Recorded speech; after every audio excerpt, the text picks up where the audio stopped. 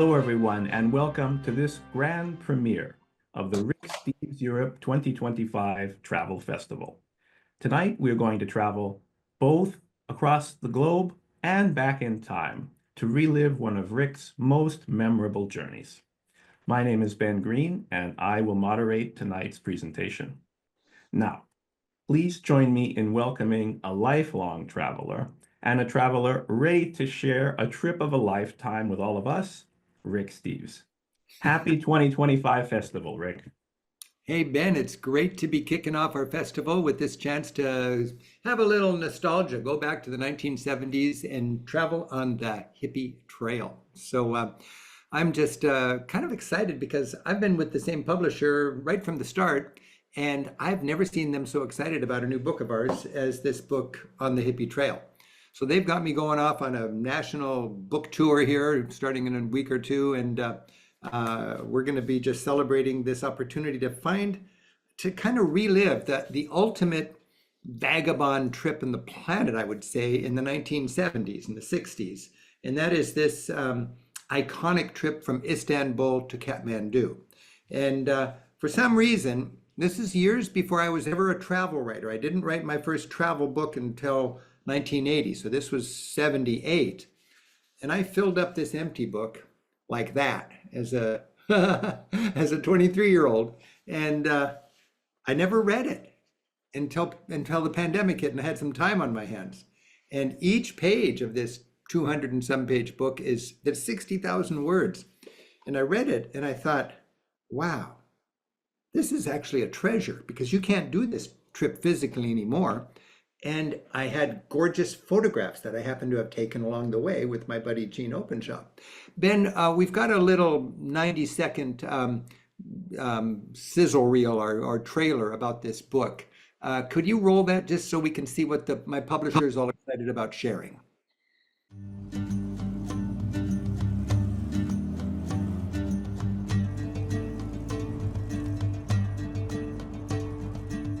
Hey, I'm Rick Steves, and I'm here to talk about my new book, On the Hippie Trail. Back in 1978, when I was just 23, I traveled from Istanbul to Kathmandu with my best friend Gene. It was quite an adventure for a couple of kids just out of college. There was no way of connecting with loved ones. We didn't know where the end of our trail was. There were no guidebooks. For us, it was a venture into uncharted territory. It was a journey of discovery to question our Western values and help us better understand the world. Along the way, we made friends in Tehran, got lost in Lahore, got high for the first time in Herat, battled leeches in Pokhara, and much more. We were free and earnest, but the trip helped us build a better empathy for cultures and humility for seeing what a small speck we were in this world. Almost 50 years later, I still pack along that curiosity whenever and wherever I travel. What drove me to write a 60,000-word journal along the way is beyond me. But with that journal as a basis for this book, you're invited to join me on what was far and away the trip of my life.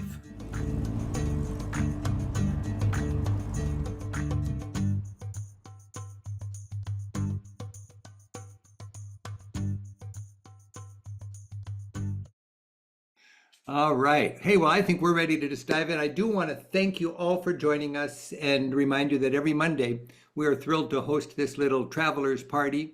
And we've been doing it since the beginning of the pandemic. And now we're just doing it because it's a lot of fun. We've got a wonderful traveling family. We got a lot of travels coming up your way. And right now, you're going to join me. We're going to go back to 1978. And we're going to go on the hippie trail.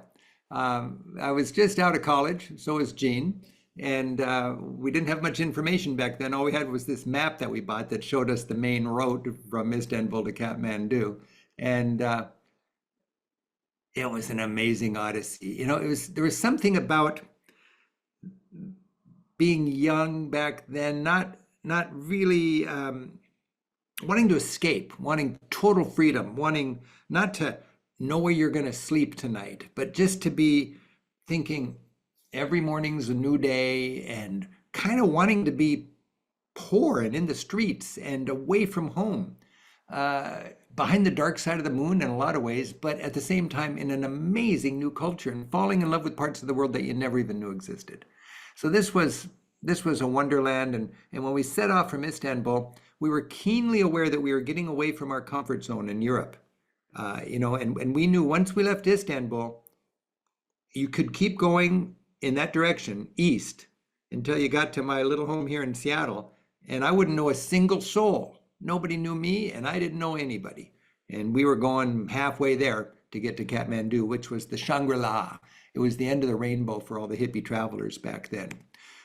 So going through Europe, it was just Yugoslavia back in the day, and that was actually a great part of the trip, was getting through Yugoslavia and visiting with friends in Bulgaria. And that's where the journal started getting interesting. But it really officially picks up in Istanbul. And Istanbul is where East meets West. It's literally where Asia meets Europe. And it's a very historic city. It's a Muslim city. It's a city that is just ramshackle and hard to predict. And you just get lost in the streets of Istanbul. And let me just read to you. I've pulled out a couple of bits from the journal. And you can almost turn to any page in this journal and read a little snatch of it. But in Istanbul, we wanted to go to a hammam, a traditional massage in an old-fashioned bathhouse. We had to leave everything, including our money belts, in the little booth. Feeling really naked and wrapped only with a towel, we were led into a steamy world. My unshaven Turk said, "Okay, merhaba," and put me belly up on the big round marble slab. Then, with a loud slap on my chest, he landed on me, and like a beast, he worked me over good. Sitting there under those Ottoman domes with the sun rays slashing in, and not knowing if we were going to get broken or whether we were just going to get so beautifully massaged that our lives would never be the same. That was the kind of experiences we were having. I had my Pentax K1000. That was the trusty basic camera of the day. And, you didn't know, it wasn't like today where you snap a shot of everything. We had 36 shots in a canister in one roll. We had, 12 or 15 rolls of film. We knew we had like 8 or 10 shots a day. So you had to be really careful what you took. And then you didn't know what you had until you got home. You were just hoping and praying your camera was working well. I was just fascinated with the fact that the camera worked and the photographs survived. These few shots here are not old. These are new shots. But this is the pudding shop here. That was the iconic cafe where all the beatniks and hippies and poets and vagabonds would meet. They had a bulletin board there. There was no forums on the internet. There was no crowdsourcing. There were no real guidebooks to this. There was just a bunch of people heading to hippie paradise, Goa, Kathmandu, Sri Lanka, and so on. So we head off. And the first leg of the trip was from Istanbul to Tehran, the capital of Iran. And it was a 3-day bus ride. And, I was just rereading the bit about that. And we always had to do our adulting, get our visa for the next country, get our tickets to get out of town, and so on. We bought our tickets to this bus, and we had, seats number, 16 and 17. And we thought, great, we're all set. And everybody stampeded to get on the bus. And we thought, what are these people doing? We're in 16 and 17. But then we got on the bus and we realized seat numbers didn't matter. So we were the last people on the bus. So we got the little seats put on as an afterthought over the stairwell in the back of the bus. The only seats out of 50 on that bus that didn't recline. And we realized this is going to be an even longer ride. The ride itself was an odyssey. The pirate did not like me. That's our nickname for the driver. You can see him looking at me right there. Every time I stood up to stretch, he would see me in the mirror and he'd say, "Mister, sit down." And he was quite a character. And to write about him in the book, I don't have time tonight, but it was really sort of introduced us to this whole hippie trail. This bus, it's in the middle of the first night, got in an accident, sparks flying, people screaming. And luckily nobody was hurt, but it cost us the better part of a day. And it was just a reminder that this was going to be an odyssey. It was not going to be a smooth, schedulable trip, that's for sure. So we did manage to get it off the side there and get it to a mechanic's place that could fix things up. And then we're on the way. But at this point, the pirate figured, well, we're not going to get there on time anyway. So we just lost any sense of need to keep on going, and the trip became longer. And we would spend nights in hotels instead of sleeping on the bus. And these are some of the hippie trail travelers that were on the bus with us. But there was this small corridor that all the hippie travelers would go, and you'd see each other. We'd see these same people all the way into Delhi or to Srinagar in Kashmir or in Amritsar and Punjab. It's just you'd see the same Westerners over and over along this skinny trail that took us all from Istanbul to Kathmandu. Iran was, it was interesting to be in Iran because you'd go to the markets and you'd see all the portraits of the Shah hanging there, but I had a sense that he was about to crash. There was unease. Everybody was uptight. The police were everywhere. I was not political at all at this time, but I knew something was happening. And the Shah was the dictator, but he was about to fall, and the Ayatollah Khomeini was about to come in. As a matter of fact, we did this tour in 1978. That's the last year that you could do this trip, because in 79 the Shah had fallen. Iran was an Islamic Revolution society, couldn't get through as tourists, and the Soviets invaded Afghanistan. So we didn't know it, but this was the last year you could do this trip, and we were lucky to get it done. I looked at the people. My memory of the Iranians was rambunctious, humor, good sense of humor, very curious and friendly. And these were the same faces that, a year later were shaking their fist at the camera and saying "Death to America," which, by the way, was a big media stunt. Those people were paid and bussed in to shake their fist at the camera and say "Death to America." But it was a society in turmoil as they were getting rid of one dictator and welcoming in theocracy and another dictator. It was just every day, you just go to the next city, you don't have any guidebooks. When I was on the bus, I gained an appreciation for the value of guidebooks. Maybe that's where I became such a junkie for guidebooks. I did this trip without any information, and well, almost any information. And there's little staple-bound publications available in different languages. I would spend bus rides literally going through the bus and scavenging information from other travelers. As I remember when I was planning this trip, I went to a class about the hippie trail at the University of Washington in the free college there, just an evening fun class, And I remember the guy had done it, and he sat there and he had 20 students, kids like me and Jean, looking at him for information. He had the experience, but he didn't take our needs seriously. He didn't care to share what he learned, and it was a wasted experience and a lost opportunity. And I remember being very frustrated at that, thinking this is not right. When somebody has travel information, they can organize it and they can share it, and other people can benefit hugely from it. And I think at that point, that was planting seeds for me to be as passionate as I am about making travel information helpful for others. We got to the border of Afghanistan. And this is probably the most godforsaken place I can remember ever being. It's a no man's land between two no man's countries almost, Iran and Afghanistan. And coming up to this, we thought, okay, here we go. We measured our distance to Kathmandu by how many borders do we still have to cross. The vast space between borders was just kind of time consuming. It was the borders that were scary and exciting, thrilling, and that we got up all set up for, because you didn't know what kind of antics you were in for at the border. At this particular border, and I write about it in the book, there was VW buses by other hippies that were just confiscated and torn apart as the customs people were looking for drugs. There was a museum here, actually, with dusty old glass cases showing pictures of people who had been arrested for smuggling drugs, where they tried to hide something, what they were trying to hide, and where they're doing time in prison. It was the dusty little museum. And for years, I thought, is this a figment of my imagination, or was that actually there? And just last night, in preparation for tonight's talk, I watched a French-made movie about the hippie trail. It's called Hit the Road, and you'll have a link to it. email tomorrow, and it's on the links tonight in the chat. But they told stories about this same border in those same dusty, glassy cases, and the same strange feeling to look at other travelers who were in jail because they tried to slip something across the border.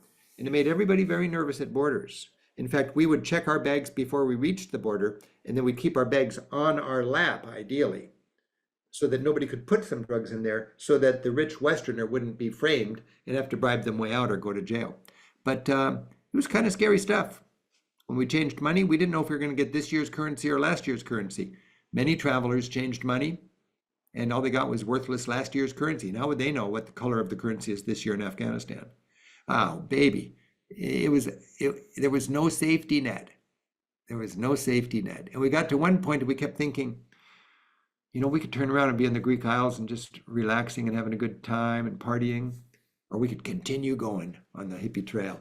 And we had to keep going on the hippie trail. I don't know, but we finally reached a point of no return, and we thought it's easier to get to India now than to go back to Europe. And India was like home, and we had never been there before.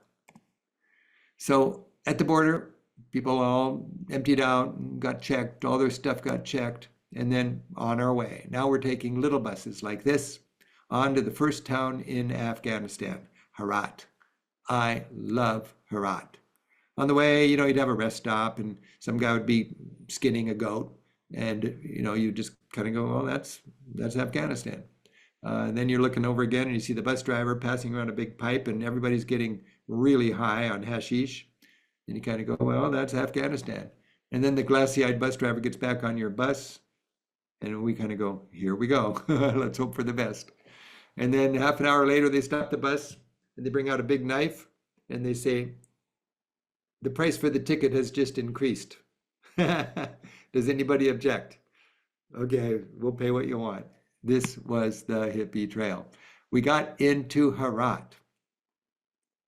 And Herat is just an amazing place. I made it sound worse than it was just there when I was talking about that, but that was that one little episode coming into Afghanistan. Herat was wonderful. Let me read to you just a paragraph out of this book. I could just turn to any page of this and just read a paragraph, and it would be, to me, it's just vivid. And I got to say, that's what I'm so thankful that with my publisher, we've taken that whole journal and put it into readable text. But you got the same border experience right there. But Herat, let me just read that.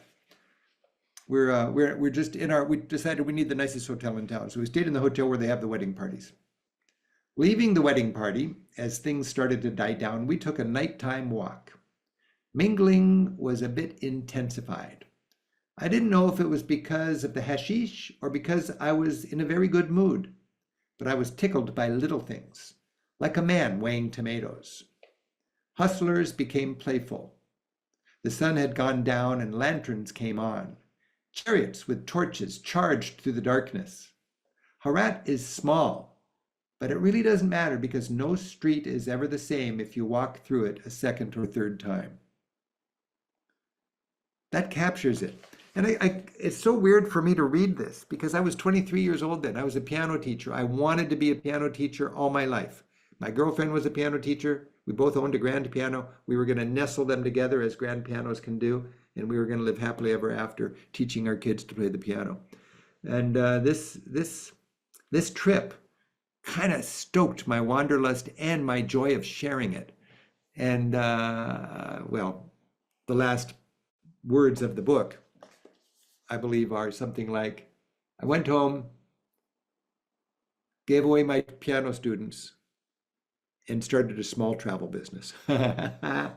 This was it. This was the turning point.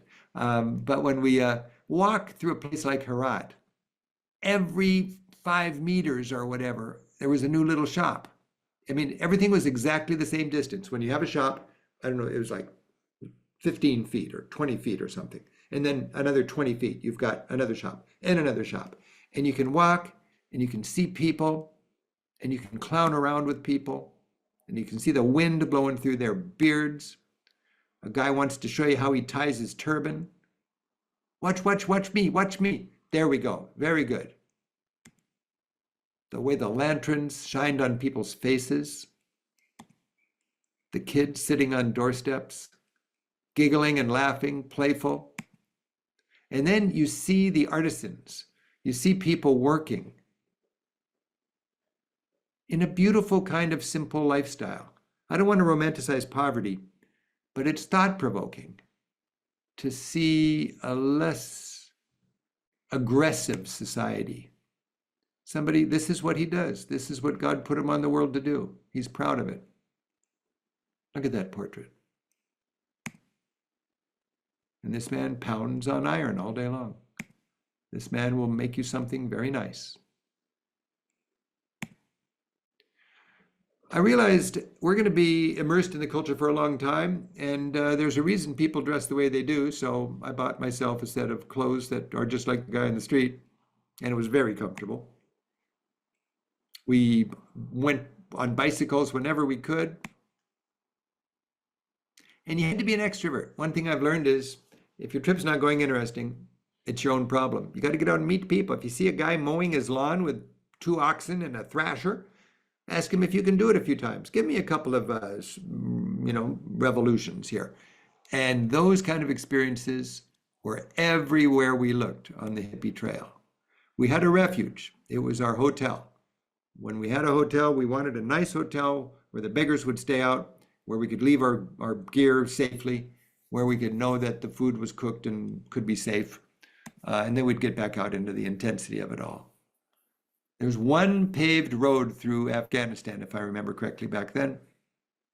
And the bus company was Qadari. And I remember it was a long way from Herat, the main city on the west, to Kabul, the main city on the east. It's a long, long day on the road. And this is a great bus ride. And we'd stop for prayer, in Muslim country, of course. So you'd stop when it was time to pray, and everybody would get out and put down their prayer mats and face Mecca. And you'd have to stop for a toilet stop. Of course, there's no toilets out there. There's no gas station with a minibar. You stop in the middle of nowhere. The men would go on this side. The women would go on that side. And I remember looking at the women, and it reminded me of a life-size chessboard of people that all looked like bishops and horses and kings and queens. And the women would have their big, big dresses that were served as a privacy tent. And they would all squat and do what they needed to do. But there could be 20 women at the same time squatting in one stretch of hardpan while the men were on the other side taking a pee. And then 10 minutes later, everybody's back in the bus and you carry on. For hours, kids would just stare at me. And I stared at them. It was beautiful. Maybe that drilled into me the humanity of this planet. Because now every time I encounter some story in our politics, and the knee-jerk reaction for America is, what's good for us? I just think, no, what's good for the world? It occurred to me the other day, when you come back from a trip like this, you've got dual citizenship. You're thankful for your American citizenship, and you've got a global citizenship.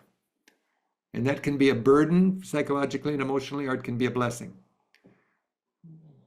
As I like to say, Thomas Jefferson said, travel makes a person wiser if less happy. It's a burden to understand the humanity of the planet, but it's something that's also a blessing and something that you want.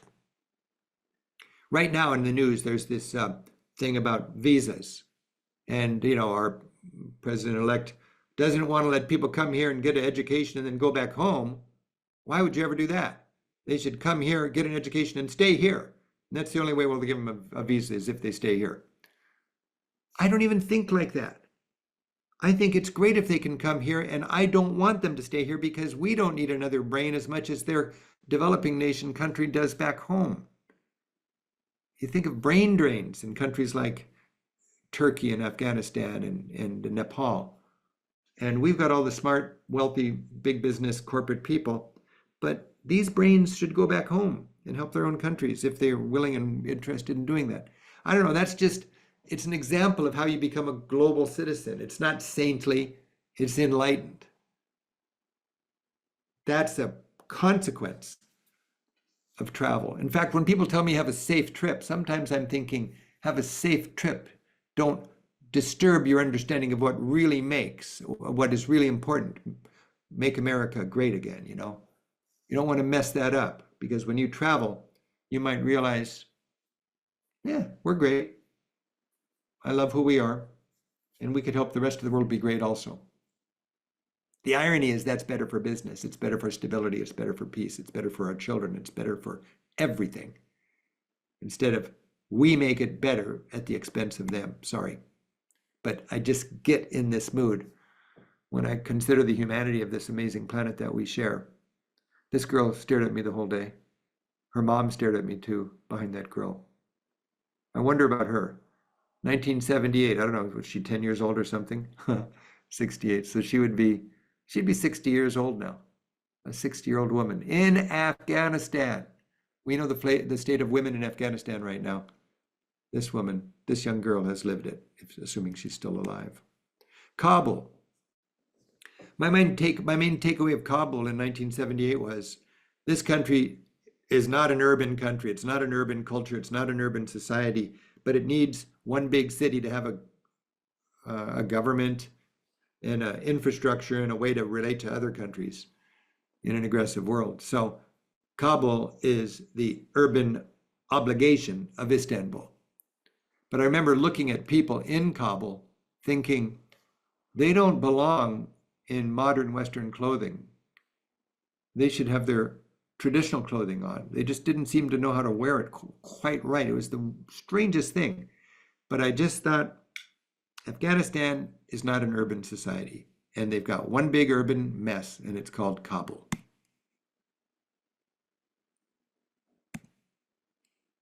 Khyber Pass, baby. This is what everybody dreams of. Khyber Pass, everybody who likes to travel. And I had always dreamed of Khyber Pass. And this is where we leave the arid Arab world and we enter the Indian subcontinent. No more dry, dusty, brown, burned off fields. From now on out, it's monsoon lushness. Let me read to you just a paragraph of the Khyber Pass, because we got to the Khyber Pass and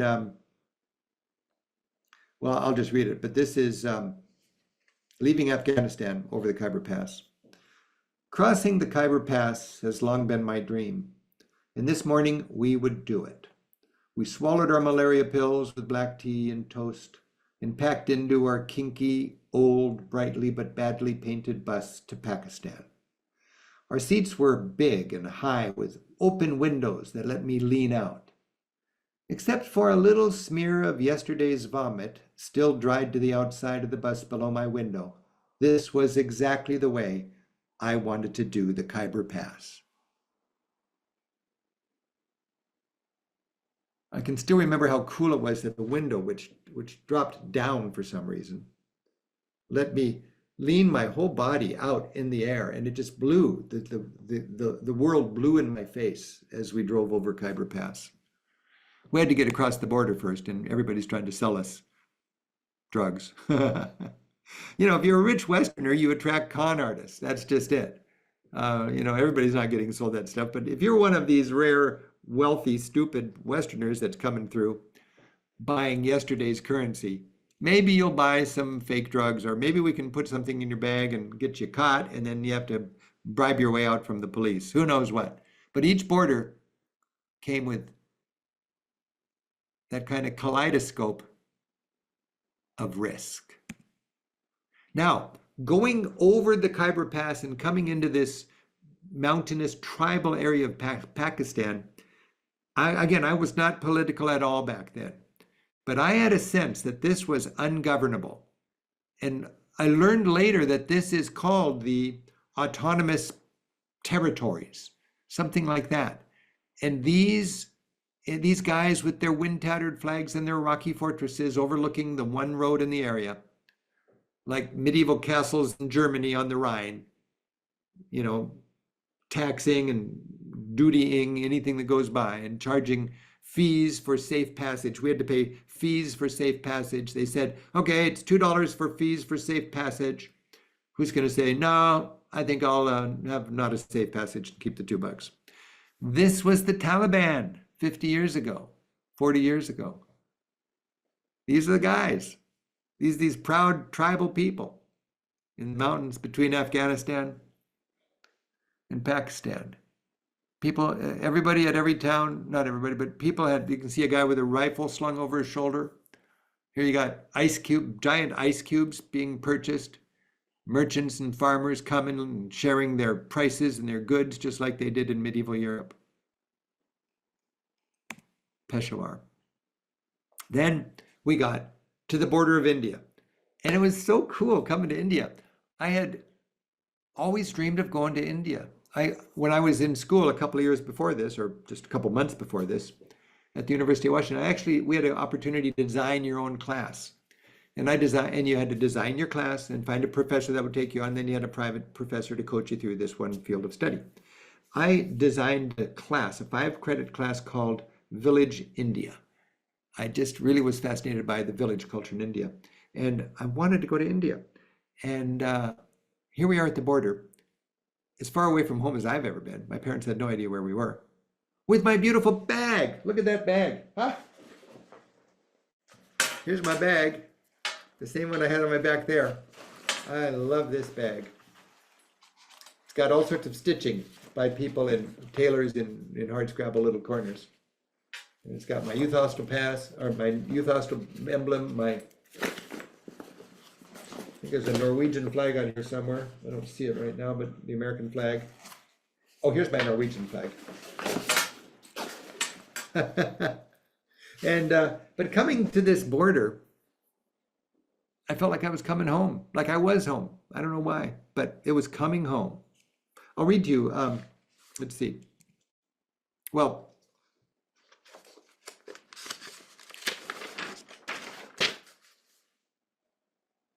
oh God, there's so much I could read, but I just want to remind you, it's all in the book. The book is available for pre-sale now. You can get it wherever you get your books. And then it'll be sent to you as soon as they become available. But I believe in early February, the book is going to be in the bookstores. And we'll have a link to it if you want to pre-order it ahead of time. But I think it's a fun read. As I mentioned, my publisher is sending me on a road trip around the country. I'll be in New York. I'll be at the Writers Festival in Rancho Mirage, California, Palm Springs, I think. I'll be in LA, God willing. I hope they're okay. Minneapolis, Philadelphia, Cleveland, Columbus, more Los Angeles, Bellingham, Seattle, Town Hall in Seattle, Third Place Books in Seattle, San Rafael, Santa Cruz, and Boise. Interesting grab bag of cities there, but I'll be giving a talk similar to this in each of these cities. And if you'd like to drop in, the ticket includes the book. And you'll get a link to this in the email that you get tomorrow, following up every Monday Night Travel. But I'm excited to get out and talk about this trip. As Ben mentioned earlier, everybody, this is just kicking off our 2025 Travel Festival. You can see here today on the Hippie Trail. Tomorrow, and we got great people. I'm not doing any of these. Tomorrow I'm doing a talk, and then I'm doing it next Thursday. But all the other ones are by our guides and our amazing staff. Tomorrow I'm giving my basic skills and philosophy of European travel. If you haven't had that talk yet, I really enjoy sharing that information. And it's as much skills as it is philosophy, or much philosophy as it is skills. On Wednesday, right here, just sign up like you did there. You've got 2025 travel trends and challenges. Thursday, Europe's top 10 second cities. And this is something I've been talking about for a long time. It's crowded in Europe, and we all want to go to the same places.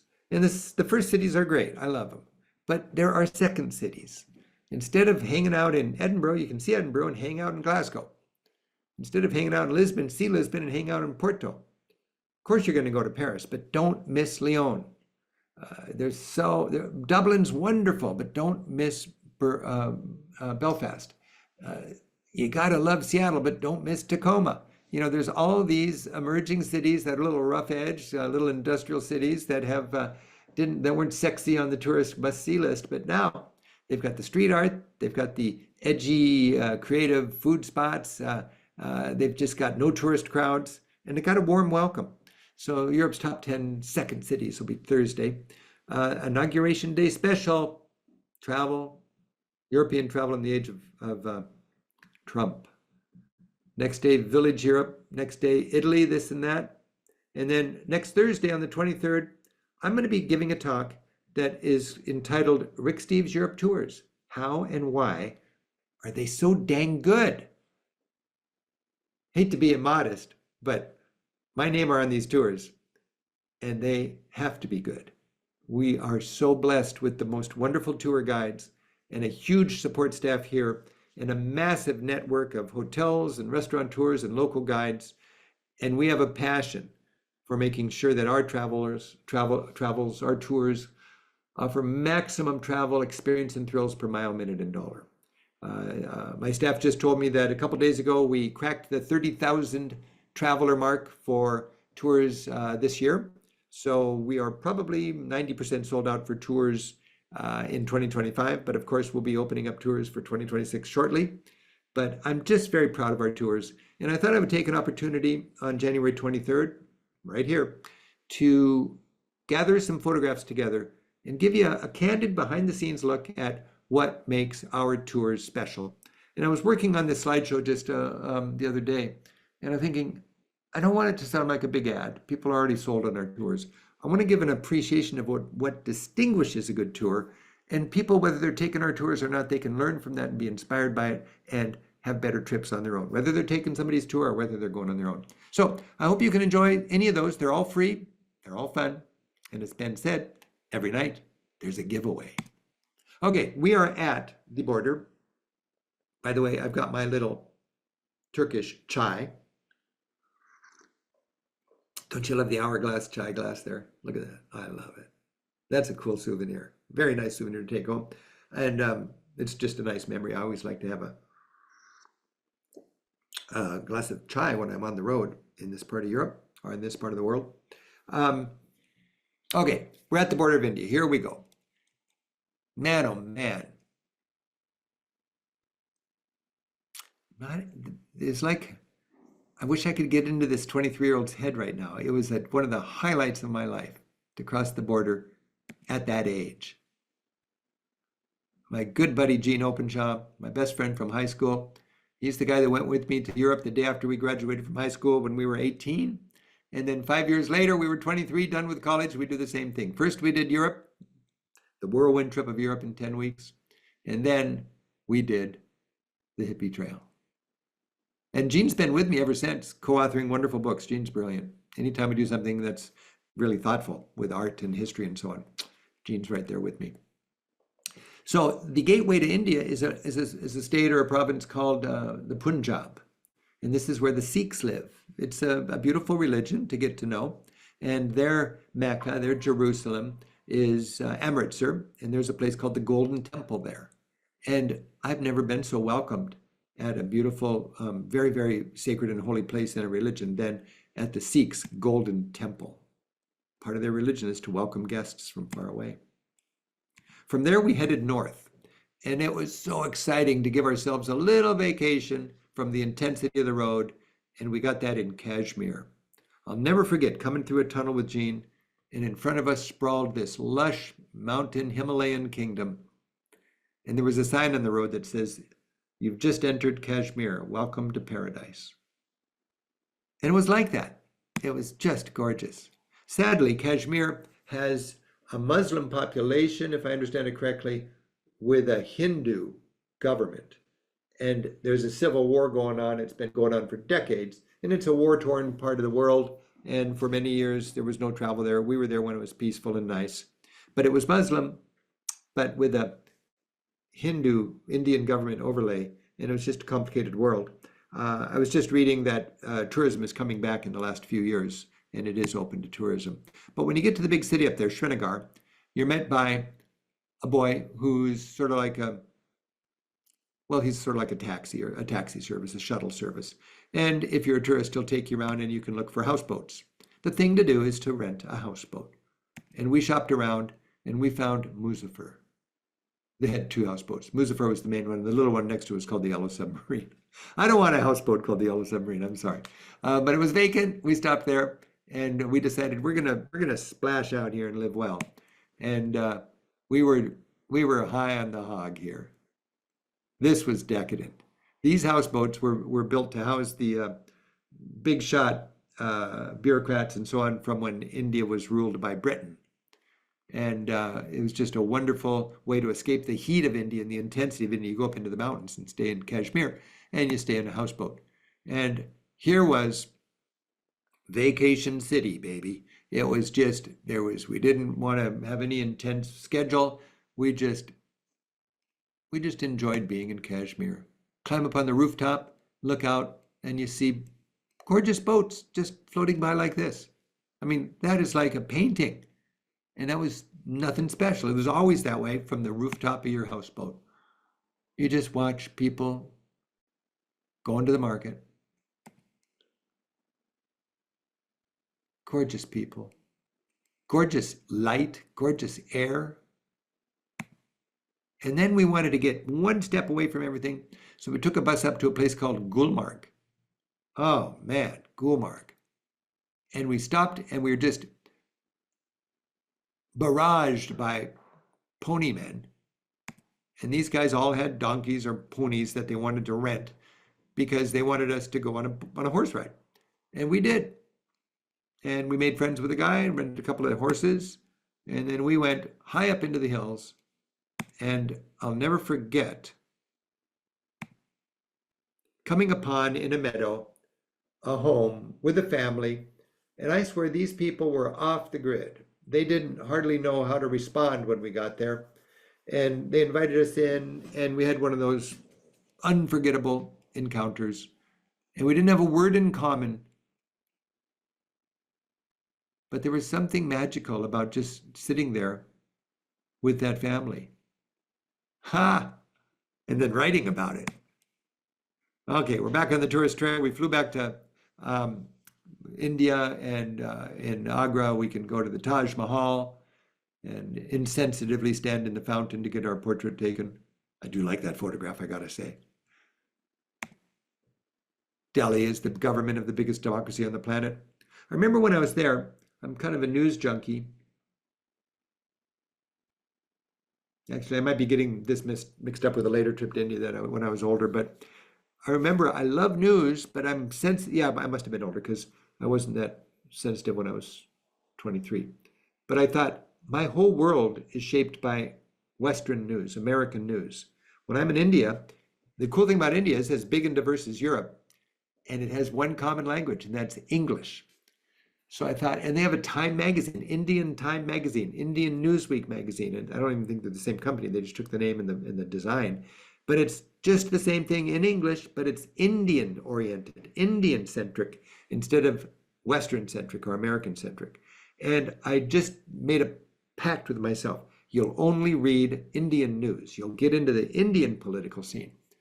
And it was a very instructive time because it's the only time in my life when United States of America has not been the hub.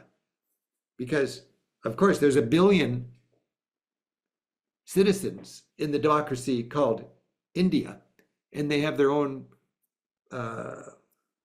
turmoil like we have politically, but we don't read about it because we're so ethnocentric in our news coverage.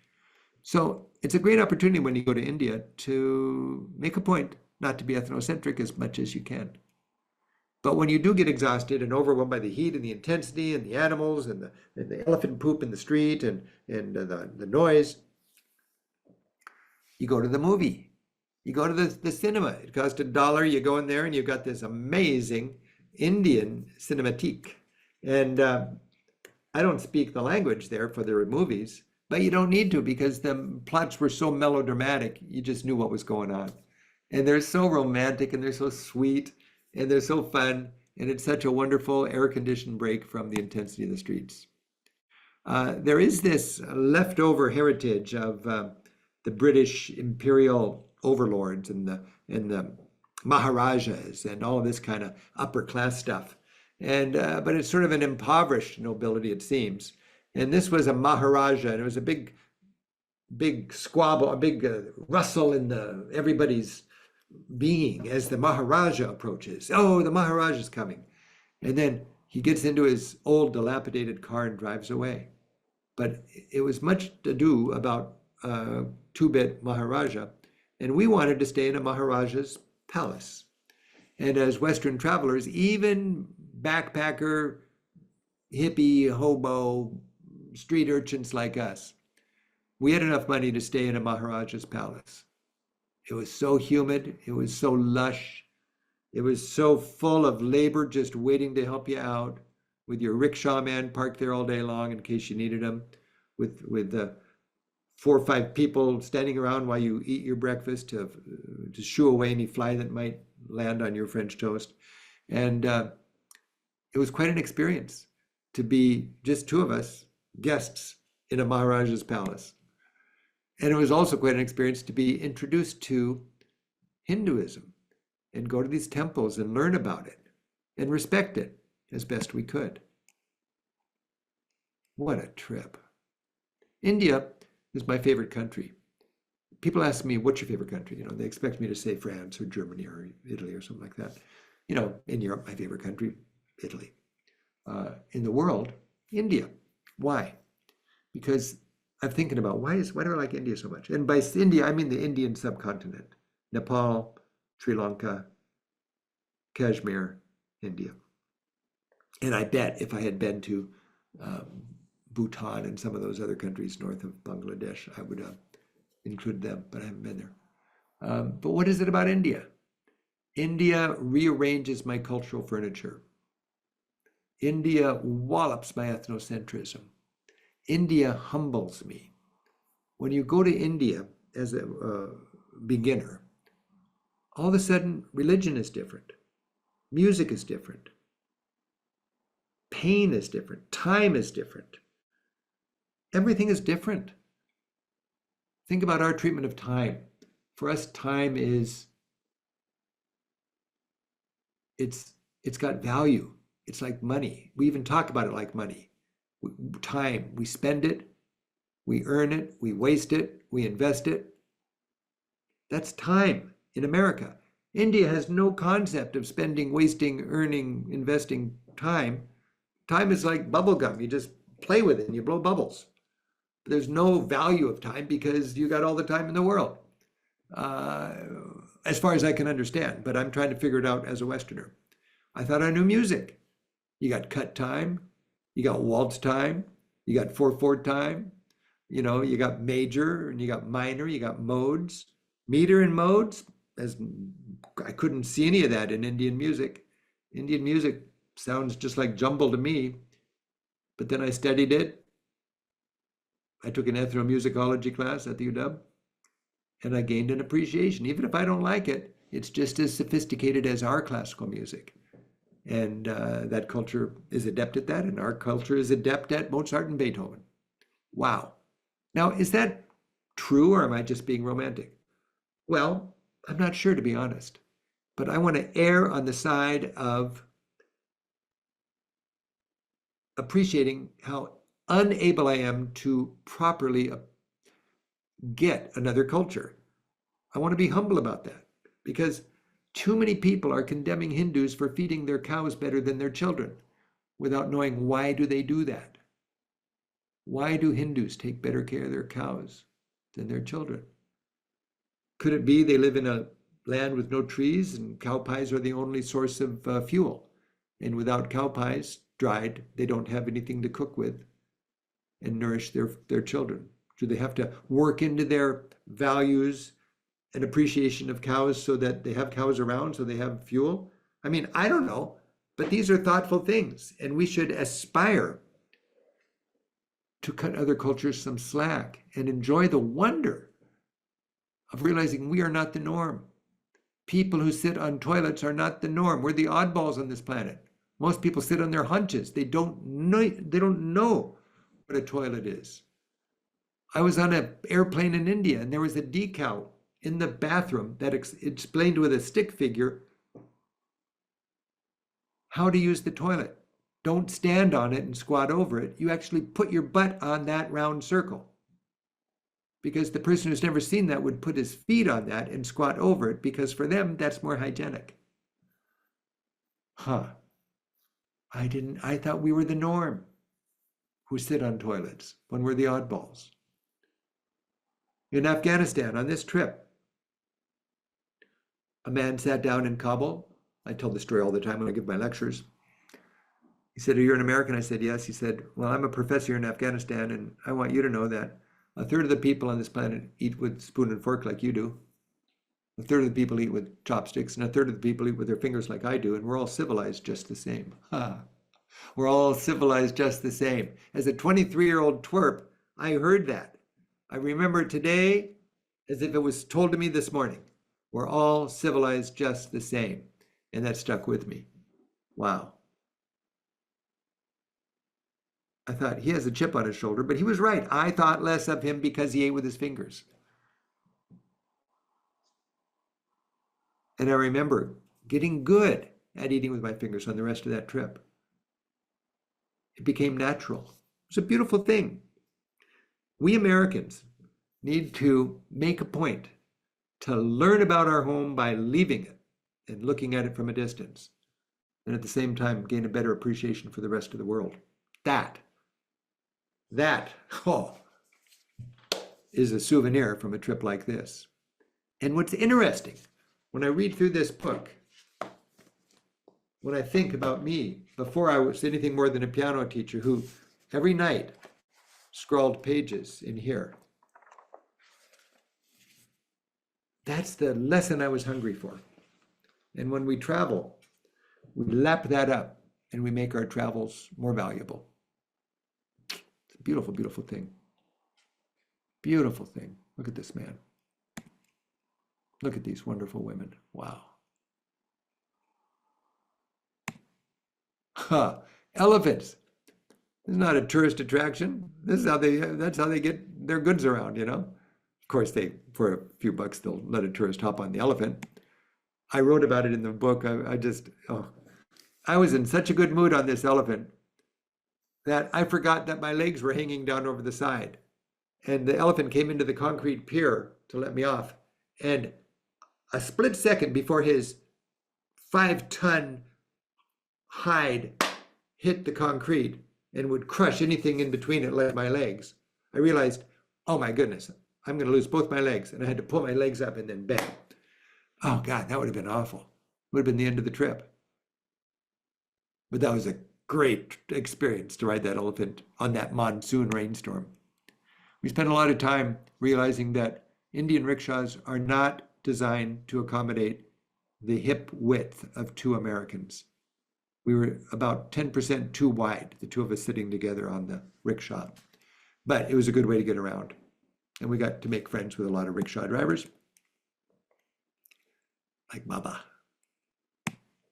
And then we got to Varanasi, the holy Ganges River. Intensity. I don't teach India. You'll notice I don't write about India. I don't take tours to India. It's just too personal. It doesn't seem right to teach people how to do India. I know that I'm maybe it's just an excuse or whatever, but it's just too special. It's too fragrant. It's too individualized. It's too mind-blowing to sit down and teach in a formal way like I like to teach Spain, Denmark, Ireland. Wow. But to be there at the crack of dawn, literally at the crack of dawn in a boat, watching people who've hiked for weeks to get to this spot and appreciate the holy water of the Ganges River and not understand it. And be happy you don't understand it. But don't think less of them because you don't get it. And of course, this is where people go to die. It's the greatest blessing to die in Varanasi after the ritual of being in the water of the Ganges, and then your body is burned. And it's a good thing if you're Hindu. So I was struggling with me being privileged and having a lot of money and desperate poverty. I remember in India, I was fascinated by how I started to understand India not on per capita joy, but on cumulative joy. Joy per capita, India is struggling. But if you think of just the bulk joy on that subcontinent, it's mind-blowing. And then you've got the caste system, and you've got desperate poverty. You've even got a caste of people who are born to be beggars, whose parents mutilate them so they'll be more effective beggars. And you see them, unable to walk, mutilated, scooting their begging tins down the muddy street with parrots perched on their bent limbs. That's something you can write about. That's something you can never unsee. It's something you can try to wrestle with. And marijuana, hash. It's an herb. It's a holy herb. I didn't understand it. I wasn't advocate, as maybe you know now. I'm on the board of Normal, and I work very hard to legalize marijuana so we don't lock up people who are responsible adult users of marijuana. But the first time I ever smoked marijuana was on this trip in Afghanistan. And it took me a while to get high. And it was kind of funny for me to kind of, am I high? Or do those light bulbs really breathe? You know, am I high, or do these leeches coordinate their attack on my bloody feet? There was all sorts of interesting moments. And when I read back on it, I can't tell when I was high and when I wasn't. It's kind of fun. But there's some great moments on this trip, thanks to ganja. Ever since, long before marijuana was legal, we always had our staff, when we had our staff listing on our website, what's your favorite gelato flavor? Pistachio, chocolate, whatever. Mine was ganja, the Indian word for freedom. This was monsoon time, and monsoon was crazy. We never saw the mountains, barely saw the mountains. We saw a lot of floods. Oh, I want to read you something from the journal. Because we had so many opportunities to get into these little villages and have remarkable experiences. We were in the big city of Delhi, and we wanted to have another dose of that. So we went on a bus to the middle of nowhere. And here's just a little bit I wrote. We wanted a more rural experience, an extra blast of the kind of raw hippie trail adventure we've experienced so many times in the last month. Our goal, to check out an Indian village, a village that had never seen a Westerner in person, a place unmentioned in any traveler's guidebook. We rickshawed to the edge of town and waved down a bus. It was crowded, but like a box of cornflake settles, we eventually worked our way inside. At a charming, if dusty hamlet, we jumped off. And that's where we found a village. It's not that tough. You just go to a village that's never seen an American, that's barely on the map. And there you get a shave. You make friends and they take you inside, and you sit on the sofa, and you got a hole in your sock, and they take it off and they darn it for you.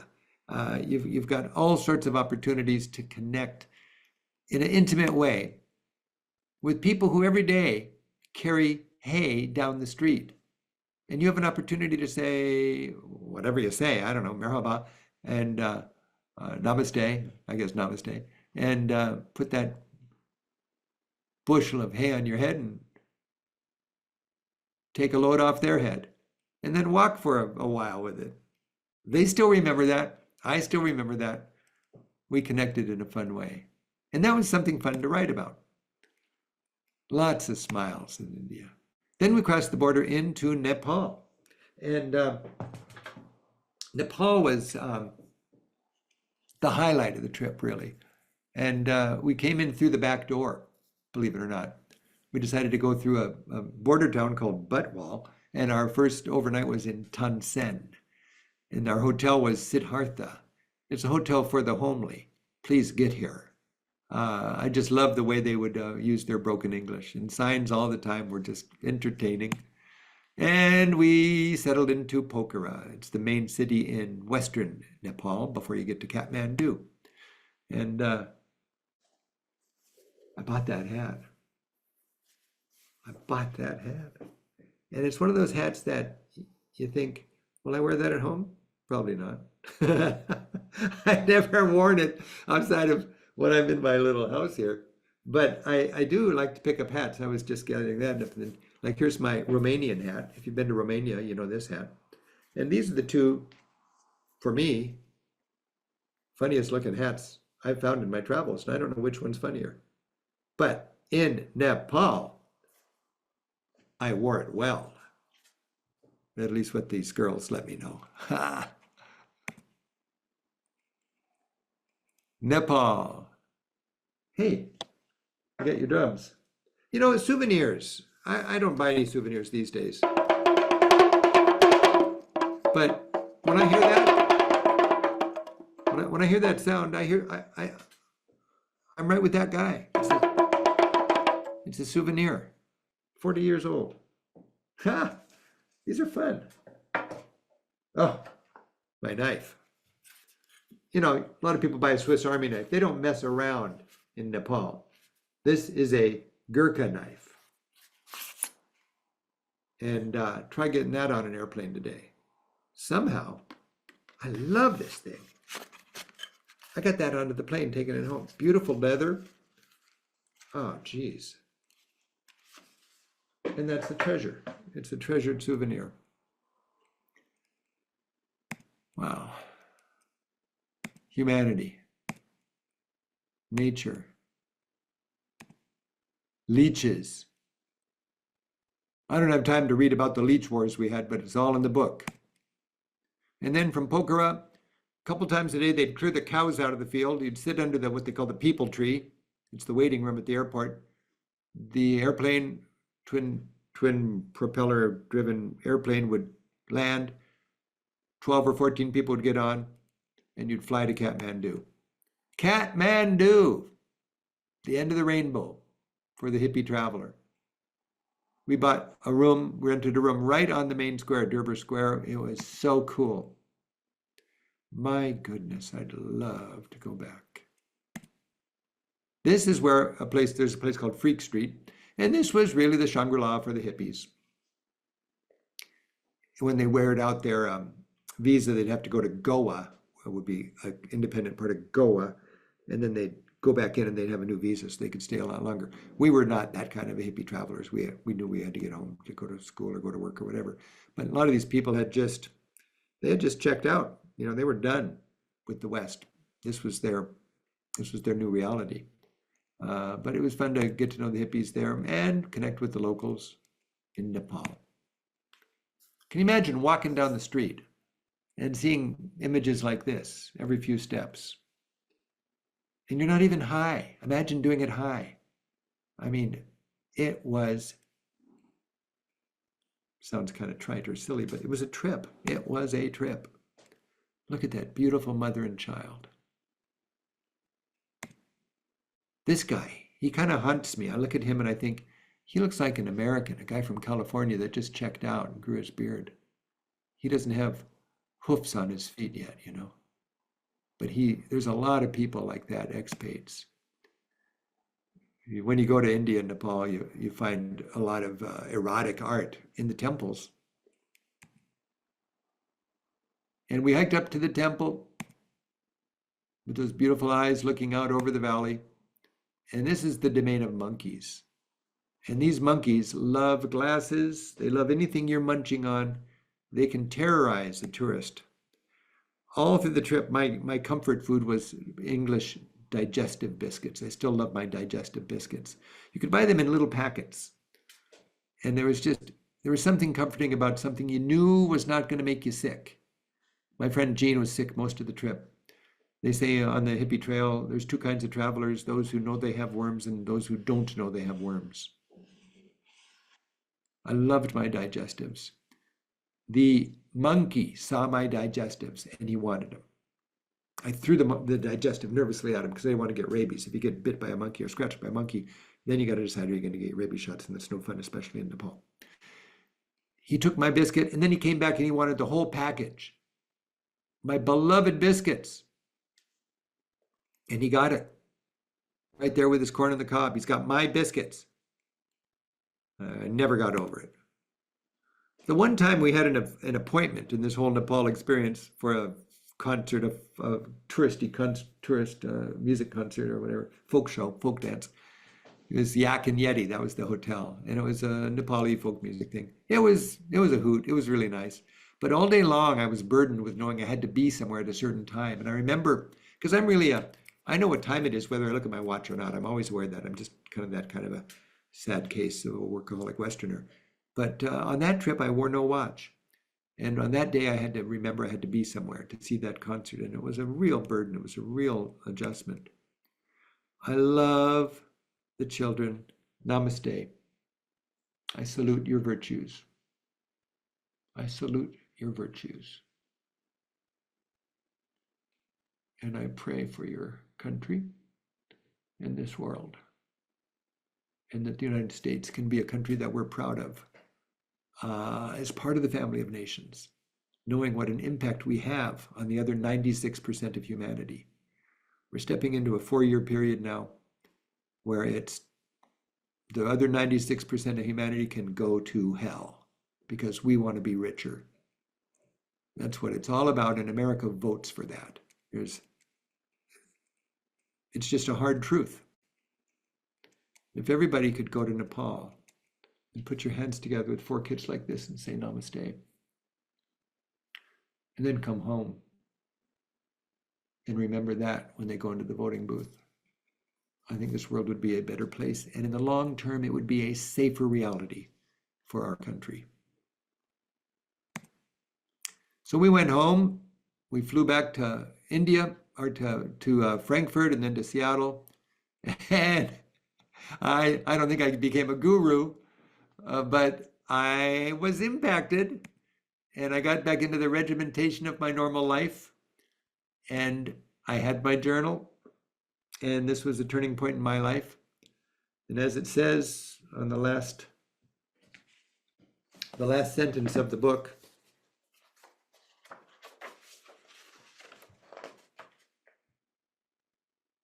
I penned 60,000 words on the hippie trail, then flew home and dove into adulthood. In the wake of this adventure, having stoked my travel spirit, I made a decision that changed the trajectory of my life. I let my piano students go, turned my recital hall into a lecture hall, and began a small travel business. Keep on traveling, Rick Steves. I'm thankful for that trip, and I'm thankful to be able to share it with all of you. Hey, Ben, I think it's time to be done with the slideshow and time to answer some questions. And I understand you've got a book to give away. I do, Rick.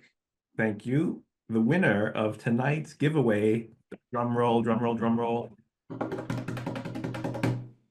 Lisa from San Ramon. So Lisa, we'll be in touch with you to coordinate the details. Congratulations.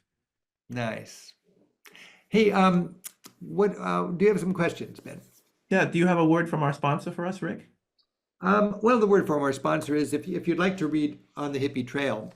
When I started an hour and 20 minutes ago or whatever, I didn't know what I was going to say. I looked through the slides and I thought, well, I hope I've got something to say.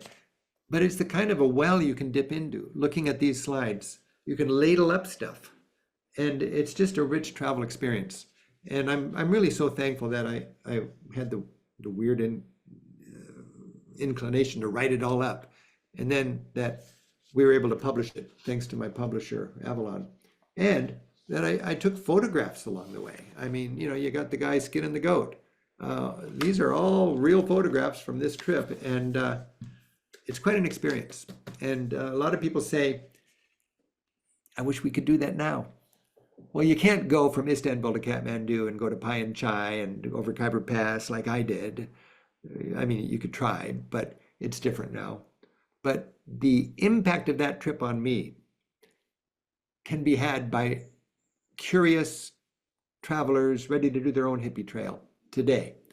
And I'm inspired by that, by people on our staff. We have 100 great travelers at Rick Steves Europe, and we've had people on our staff that take off for several months, and they do things their parents are a little bit nervous about, and they come home glad they did. You know who I'm thinking about. Uh, A few of uh, us, guys. and you can have this kind of trip. You can do a Che Guevara thing around South America. You can do any number of things. You can hitchhike across the United States. It's not the safest thing, but when people tell me have a safe trip, sometimes I think they're saying, be careful you don't mess up your self-assuredness, because then your life gets a little more complicated. And when you travel this way, you become humble, you become broader minded, you become a person with a global perspective. And that gives you an edge, I think, in having a meaningful life that you really contribute.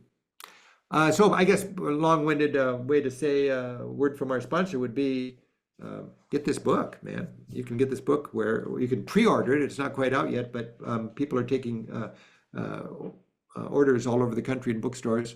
And we'll have a link, won't we, Ben, for people who want to do that. And otherwise, if you're curious about any of the travels we've coming up, we're just kicking off tonight. This is the first week of our annual travel festival. And whether you're a do-it-yourself traveler or whether you want to take a Rick Steves tour, we got some great travels for you. And it's so nice to be here with everybody. And let's have a few questions, Ben. Rick. Well, that enlightening, powerful, beautiful presentation, Rick, thank you so much. It's remarkable that you've kept the memories alive after so many years. It's an inspiration. And on that note, a few of our fellow travelers were curious if you have any suggestions on how to write and maintain a travel journal. First of all, don't do it on a steno pad. You know those little spiral things that are just designed to be thrown away? Invest in a serious empty book. And every year, I've got 7 of these, I think, for 7 years, each one with 60,000 words in it. Each one starts with a little sense of where am I now and what do I hope to get out of this trip? And then each one finishes with an assessment of what I learned and how I've been inspired by this trip. And then you have all the days you did, and you have all the memories, and in the back you've got all the people you met, and you've got how much your hotel cost, how much the bus cost, all that kind of stuff. This is the beautiful. I was thinking with this tragic fire in LA, what would I do if my house was going to be burned down in an hour? You know, I think I might just grab my journals because those are part of me.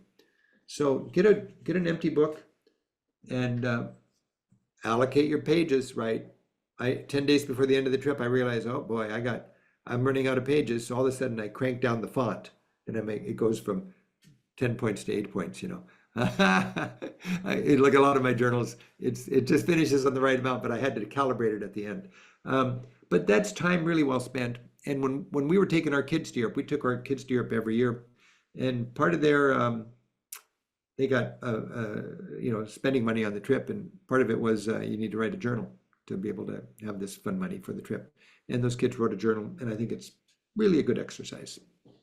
That is a fantastic idea. You know, I've been inspired by you, Rick, and I try. I don't know if it's just that I don't have the attention span. Well, it is within me, but I normally write for a week and then I stop. So I'm gonna keep at this. I don't know why it works that way, but I think I'm a little odd that way, you know. But you don't need to do anything as involved as I do, and it doesn't need to be a daily log either.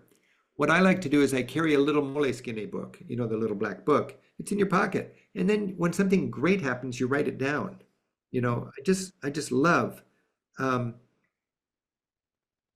know, just a thought that happens. You write it down, and then you collect those together and you weave them into something, and pretty soon you're a travel writer. Okay, Rick, from Emily. Traveling with someone for a significant period can test your bond. How did you and Jean handle the ups and downs and extensive time together? And do you have any advice on this for other travelers? Very important. Good question. I don't care how good you are together, you know. It's not normal to spend every waking hour together. And you need an explicit understanding from the start that there's nothing rude or insulting or whatever or selfish about saying, you know, there's going to be times when I just need my time. And I don't want to be apologetic about it. And I hope you're the same way. And then don't go through your trip. I was going to do a 3-legged race. In a 3-legged race, you know, that's a horrible thing. You got to cut loose. And one person wants to, you know, go down to the river and write a poem. The other person wants to take a photo safari in the market. And another person might just want to hang out at the poolside and read their book. You have to have an explicit understanding that you give each other permission to, whenever you want to be on your own, to be on your own, no apologies needed. And then you enjoy your time together. That's fundamental. That's fundamental. Um, and even then, it's a scary thing to lash yourself to the wrong person for a great trip. And I have not always had the right travel partner. And I've learned how it's an important decision.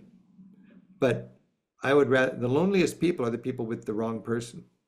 I'd rather be alone than with the wrong person on the road. But the happiest people are not, I think, are the people with a good travel partner. It's a real blessing. Very true. And that communication early on is so important. Yeah. Oh, baby. Okay. Robin is curious, what place from this trip would you most like to visit again?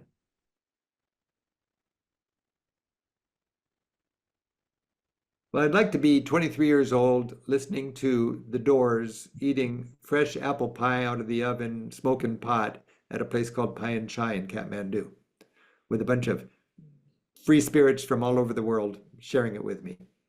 That was, when I think of the happiest moments in my life, something about that was just so great.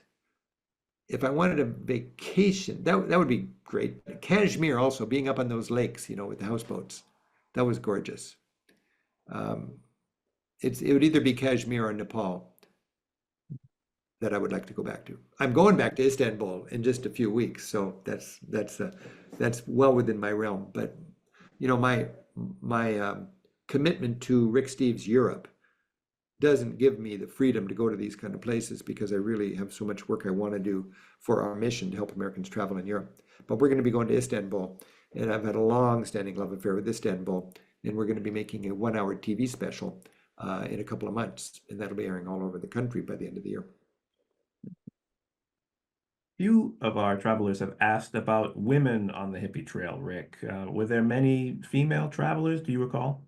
Yeah, there are a lot of women travelers all over the lonely planet world.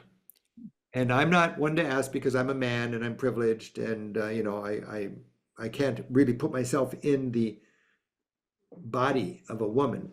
But I have spent years talking to women travelers who have done this and done it well. There's certain obvious common sense safeguards you do that you can't do if you're a woman that men can get away with doing.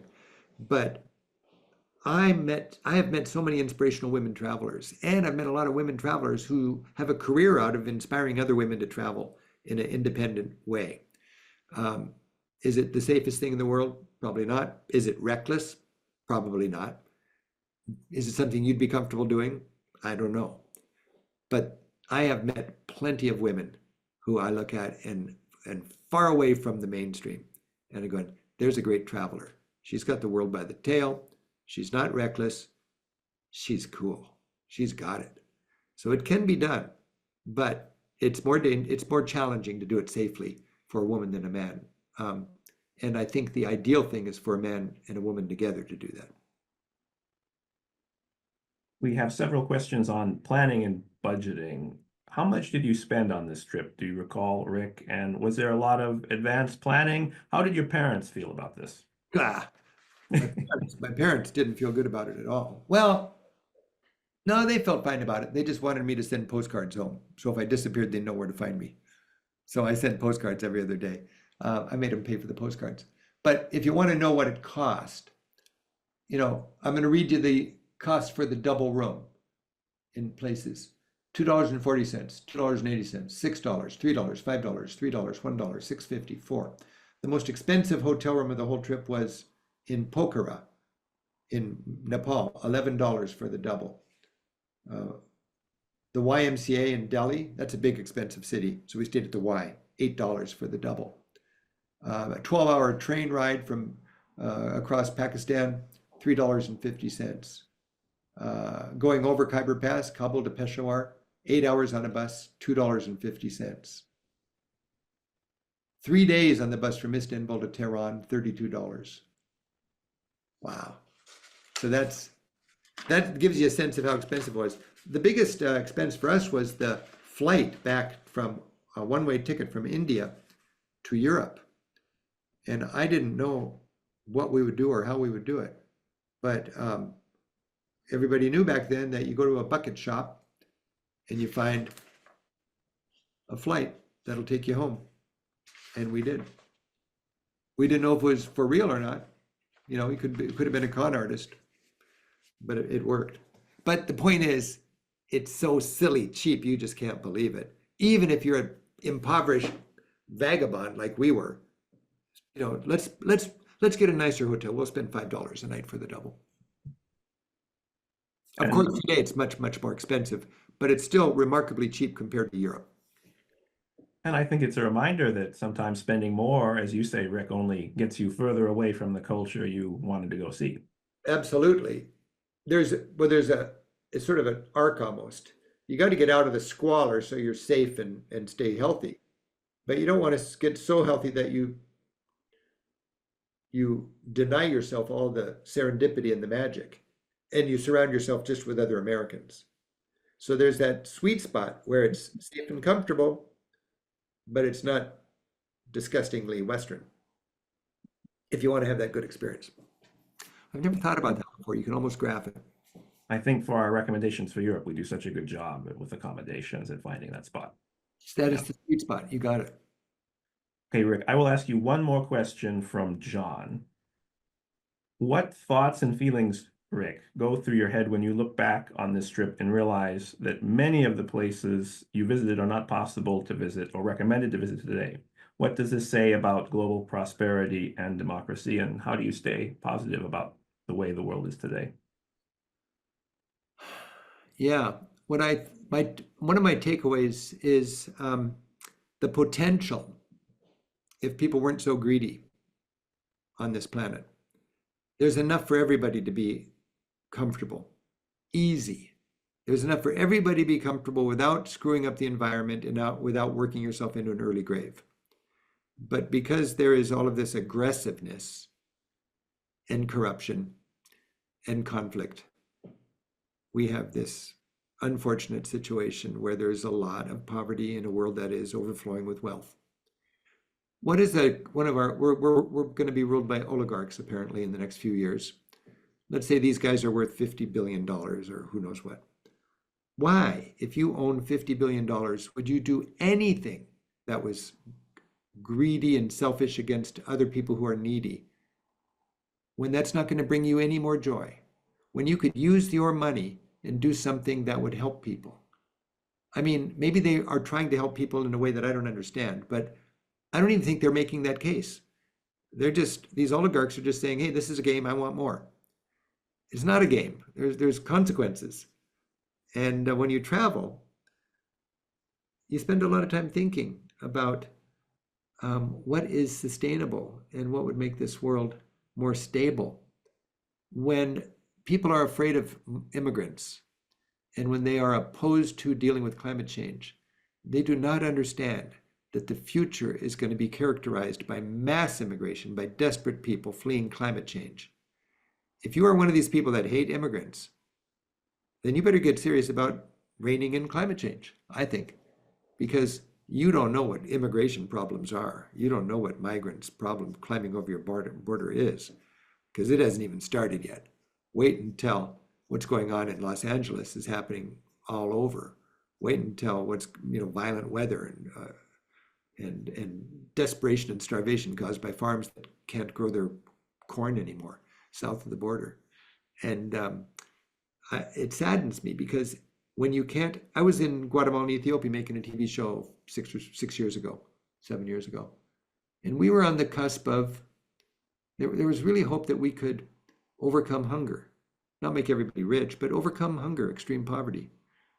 And famine would only be used as a military tool. That was the only reason you would have famine going forward. That was the understanding. And the only thing that can derail that progress is conflict. And conflict is derailing that progress. And we have conflict today. And I don't know, there's no easy answers. If some politician tells you, I got an easy answer, I'll fix it tomorrow, you be careful. You be careful, because that's danger right there. It's a complicated thing. And I just have this deep-seated feeling that in the future we need to not have win-lose solutions. We need to have win-win solutions, or the win-lose is just going to be a temporary putting off a reality. We need to have win-win solutions, and there's enough money for there to be plenty of win-win solutions. But you don't get elected talking that kind of common sense, apparently. Hey, a good last question. I really enjoyed those questions. By the way, I read all the questions, don't I, Ben? Afterwards, you send me my nighttime reading. You certainly do. And there's quite a few, 500 or more, I think, for you later. That's my favorite thing, because I'm so thankful that everybody's joining us, sharing a little bit of time with us. You let me dredge up some old trip and share it with you, and you call it good entertainment. Well, all I got to say is happy travels. We are here. We love to travel, and we'd love to be your travel partner in any way that works for you. So thanks, Ben. Thanks to all the gang at Monday Night Travel. And we'll look forward to seeing people every night for the next 6 or 8 nights. And then I'll be around to wrap it up at the very end. Back to you, Ben. Hey, thanks so much, Rick. Good night, everyone. We look forward to seeing you and welcoming you back tomorrow night.